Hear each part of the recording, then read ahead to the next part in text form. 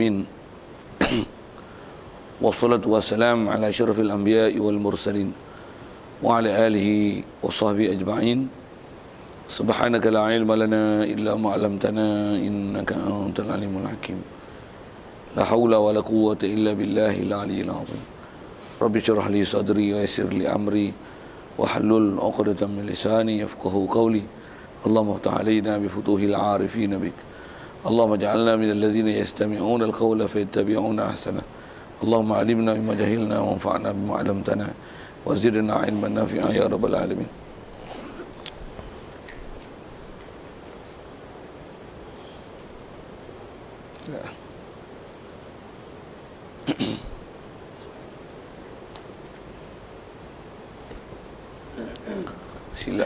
Silap kitab awak. Silap beg. Ni backpacker. Tak tahu hidup kita tu.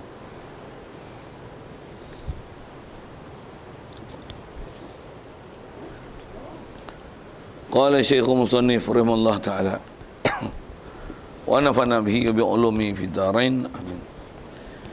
Kita muka surat 28. Dan bagi sifat kalam itu tiga ta'alluq yang dinamakan dia ta'alluq dilalah, artinya menunjuk atau beriwayat.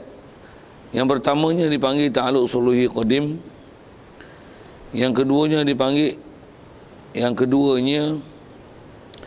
suluhi qadim, iaitu patut padan beriwayat ia pada sedia kala. Yang kedua tanjiri qadim. Yang ketiga tanjiri hadis. Hadirin sekalian, pertama sekali syukur terima kasih kita kepada Allah Ta'ala. Syukur kita nikmat hidup masih diberi. Syukur kita dapat Islam, dapat iman. Syukur kita boleh taat, patuh perintah dia, tinggalkan larangannya.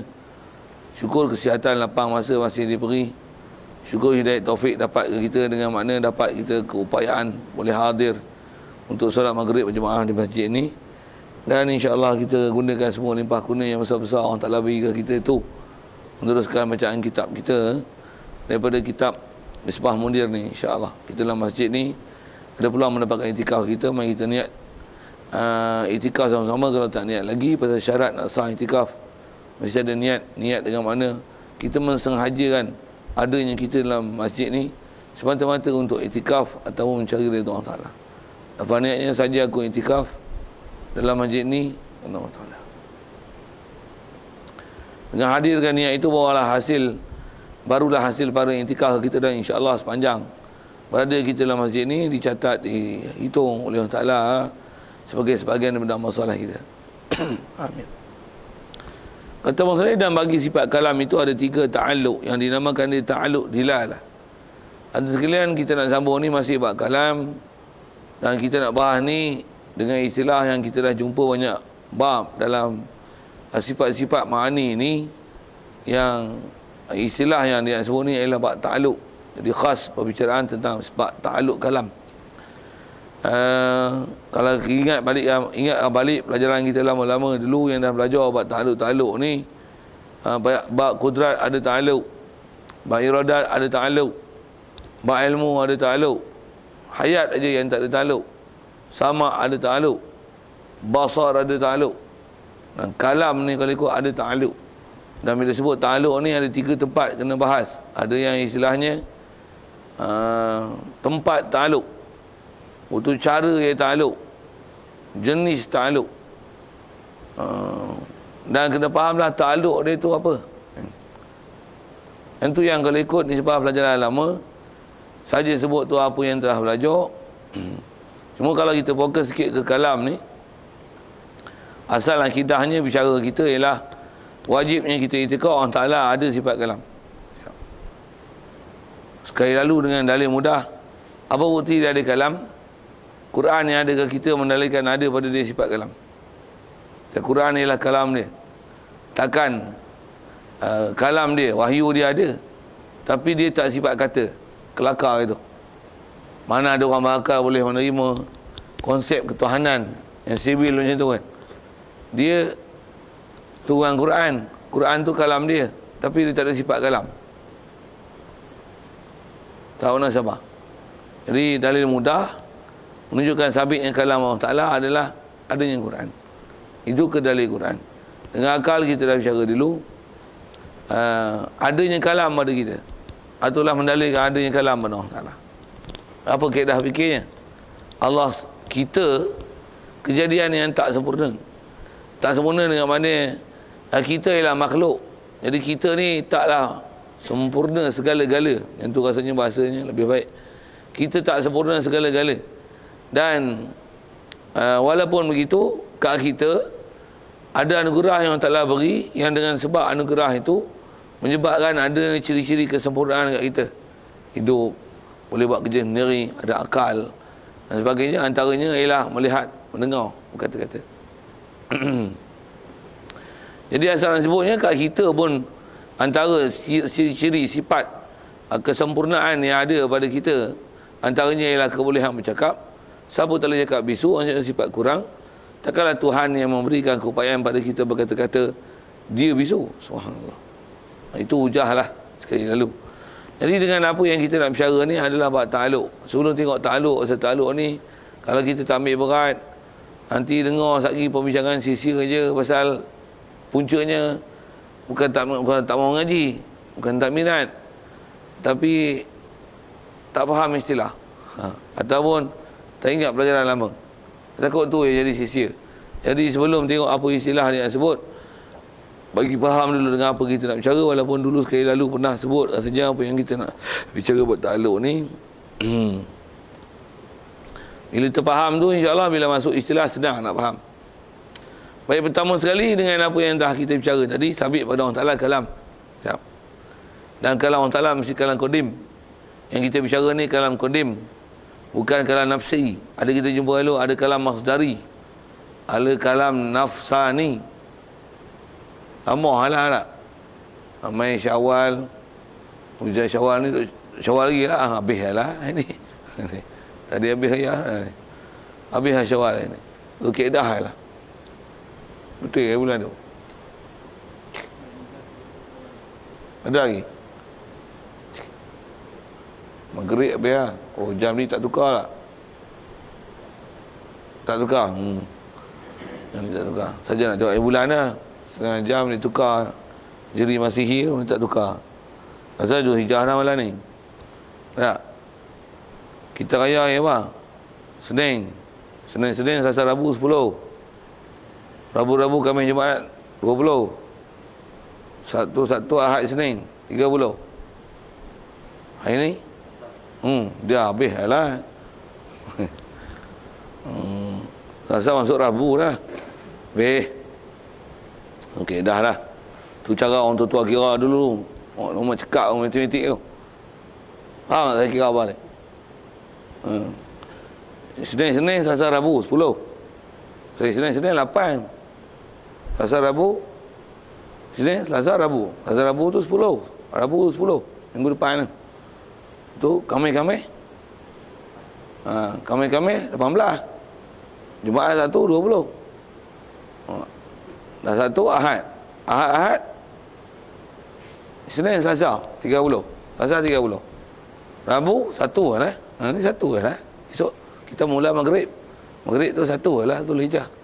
Zulhijjah dah. Zulhijjah nak raya dah. Zulkaidah. Tu cara orang tua dulu. Tengok macam bodoh tapi cerdik kami. Kita ni nampak cerdik, itu nganga apa benda tu kira. Okey. Sajalah pasal-pasal gitu. Jadi yang kita dah lalu tu, kalau ikut dengan apa yang kita dah belajar, ada istilah-istilah macam itulah. Ada kalam yang kita pakai banyak adalah kalam nafsi, ada kalam Allahumma salli ala sayyidina, kalam nafsi, itu ada kalam lafzi kan. Itu yang kita dua pakai banyak tu, kita sebut dah itu. Macam mana pun ada istilahnya kalam ismi, ada kalam nafsani. Tu pun bab-bab yang tu tuan, dia sebut bila ilmu ni, walaupun kena dah belajar, masa belajar tu faham tak kira lah. Tapi mai tak telaah, tak tengok, macam mana? Lupa itu ya. Kita pula tak apa nak peduli. Lupa.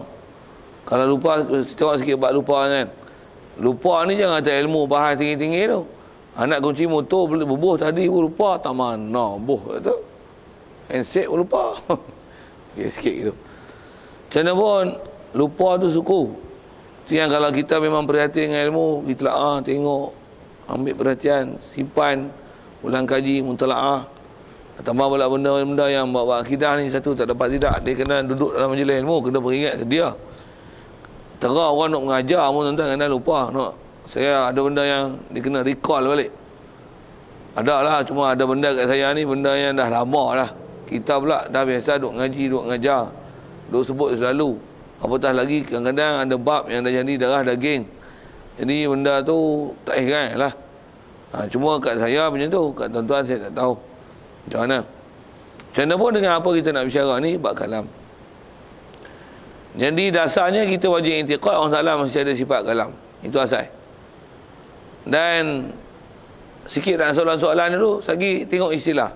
Maksudnya kalau kita tak faham istilah pun, intiqad kita ke Allah Ta'ala tu dalam bab kalam betul lah. Okay, no. Allah Ta'ala sebelum dia turun Quran dan semua kitab-kitab yang dia nak turunlah pada Nabi-Nabi Rasul dulu, nak turun kat Nabi Musa, turun kat Nabi Isa, turun kat Nabi Daud, dan juga suruh-suruh dia nak turun tu, sebelum dia nak bagi turun tu, kalau nak guna bahasa kalam, kalam lah. Kalam dia kalam tak kalam lagi? Tanya itu tak? Apa nak kalam tak kalam lagi?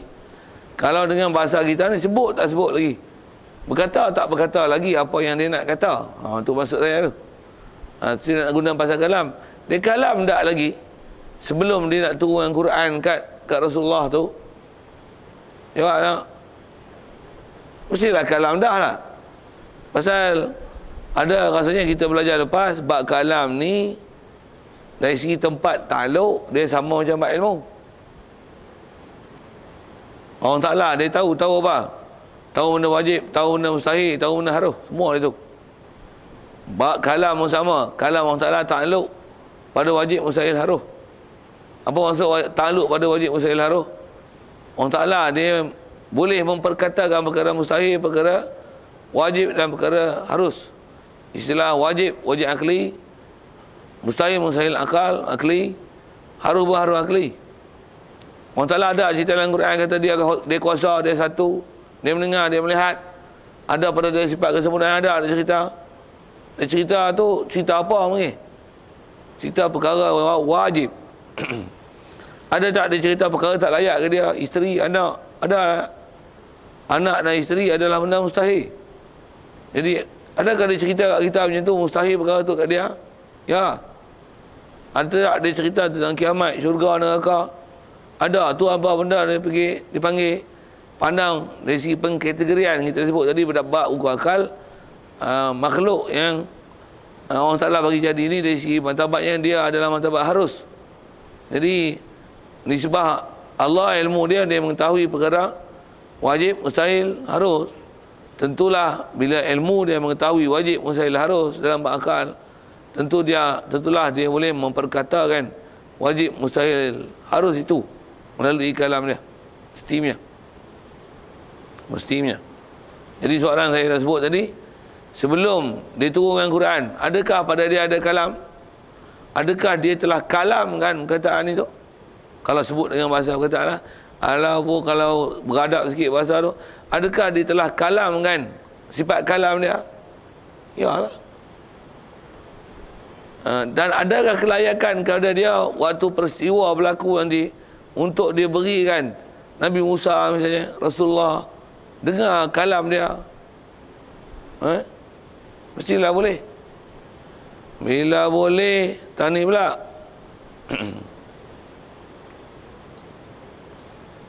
Allah SWT. Bila katalah macam Nabi Musa, ataupun katalah ke depan sikit, bila dah berlaku hari kiamat, ahli syurga masuk dalam syurga, antaranya ahli syurga orang Ta'ala beri kebaikan melihat Allah Ta'ala, dan ada ahli syurga yang berkata-kata dengan Allah Ta'ala. Dah. Kalau melihat pun boleh. Nikmat lihat Allah Ta'ala dengan lihat berkata-kata Allah Ta'ala mana usah.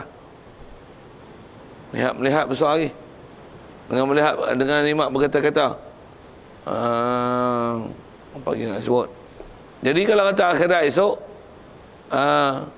bila Allah Ta'ala dia berkata-kata dengan kita, dengan mana dia beri kita faham kalam nafsi dia, adakah soalan tu adakah memang pada tu baru dilaksanakan apa yang dia nak kata kepada kita azali lagi? Faham soalan?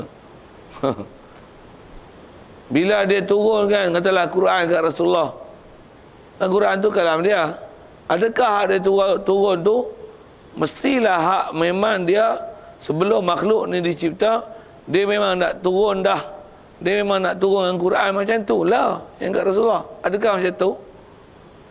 Ya. Jadi ada berdasar saya tanya bab i'tikad. Jadi kalau tuan-tuan jawab betul tu, maksudnya i'tikad ke bab ketuhanan betul dah. Cuma dengan apa kita nak jumpa ni, dia istilah. Bila istilah, tuan-tuan kena ingat istilah, kena faham istilah. Kalau tidak tak faham. Baik, tu yang dia sebut. Ada bagi kalam tu 3 takluk. Dari segi nama dinamakan dia takluk dilalah. Yang ni cara takluk. Dilalah maksudnya apa? Tunjuk.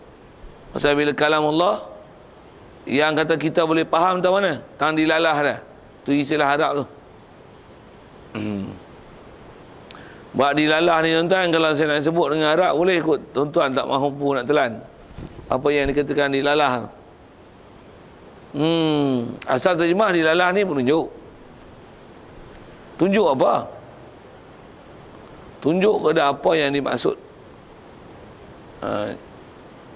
Jadi kalam, baik kalam, kalau sebut ke Allah Ta'ala Allah, kalau kat kita kalam kita, maksudnya percakapan kita tak kira bahasa Melayu, bahasa Inggeris apa, dia akan menunjuk kepada makna sesuatu. Menunjuk pada makna sesuatu daripada kalam itu. Keadaan dia menunjuk tu dipanggil dilalah. Dilalah.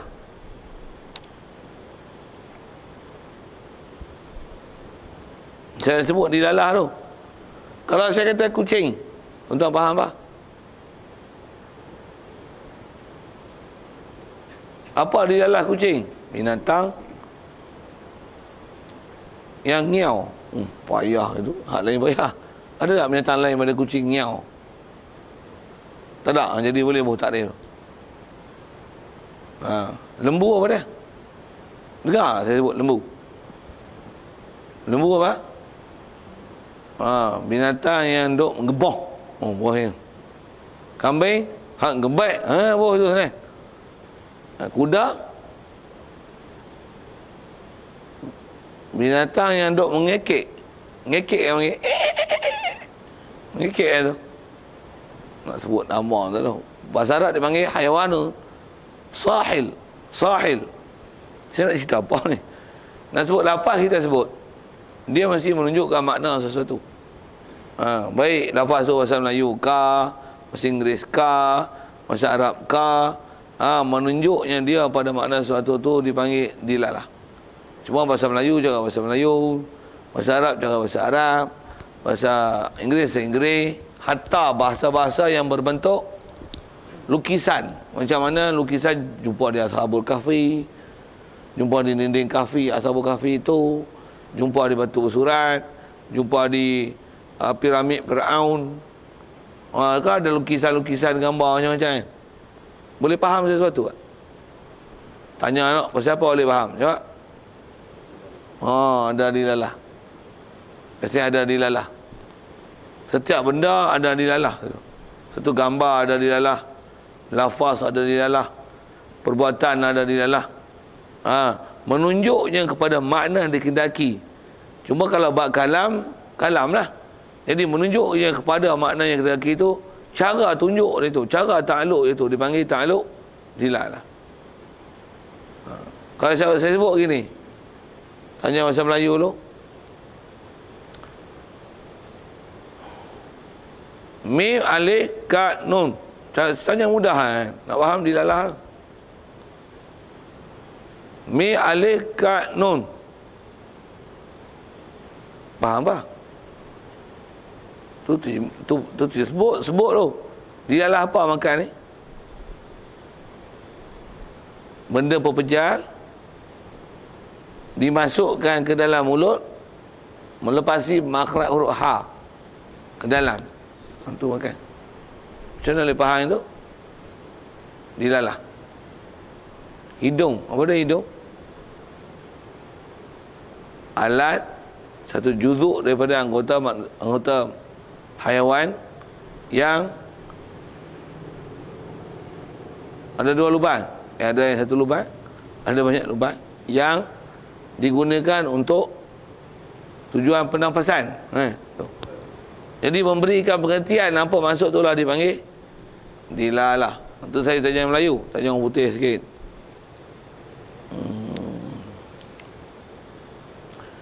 Disaster. Tanya hak susah-susah kan. Tak faham kot ni. Apa do? Do apa dia?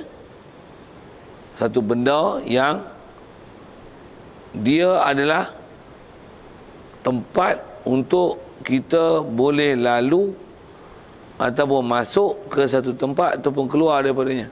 Pintu. Macam mana boleh faham itu? Jawab.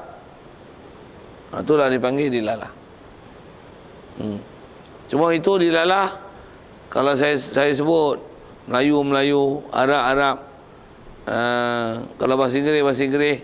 Jadi masing-masing ada dilalah dia. Ada dilalah orang bisu.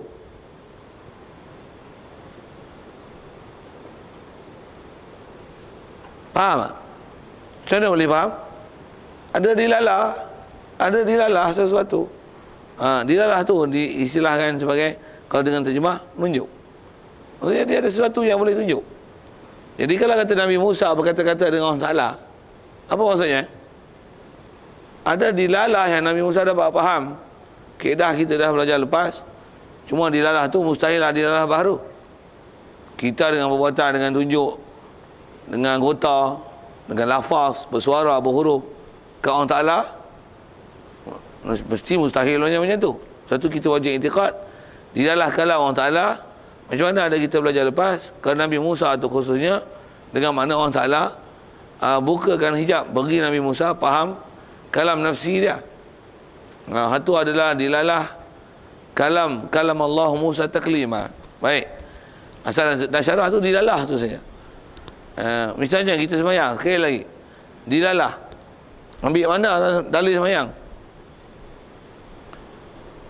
Wa aqimus salata wa atuz zakah. Aqimus salah. Faham apa aqimu?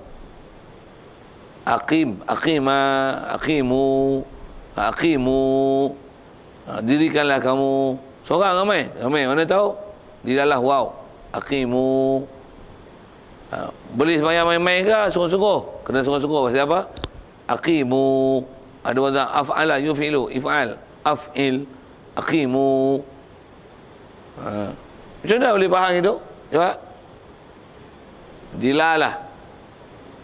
Cuma dilalah Arab. Dilalah Melayu. Saya sebut Doroba. Past tense ke present tense? Mana tahu? Tengok dilalah Arab. Doroba apa? Past tense present tense. Kalau doroba, kalau saya kata asadun, past tense present tense. No, ada orang masuk longgang. Asada. Past tense present tense. Tak pandai tak boleh jawab kan? Jadi tak boleh bagi dia lah. Satu saya nak cakap itu. Past tense present tense.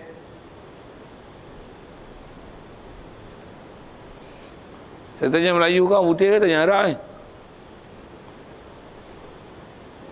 Campur. Sebut soal Arab, tanya bahasa Inggeris. Past tense present tense. Saya tanya kata apa ni?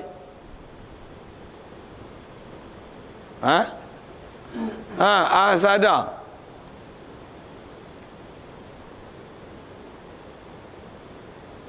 Fataha present tense past tense.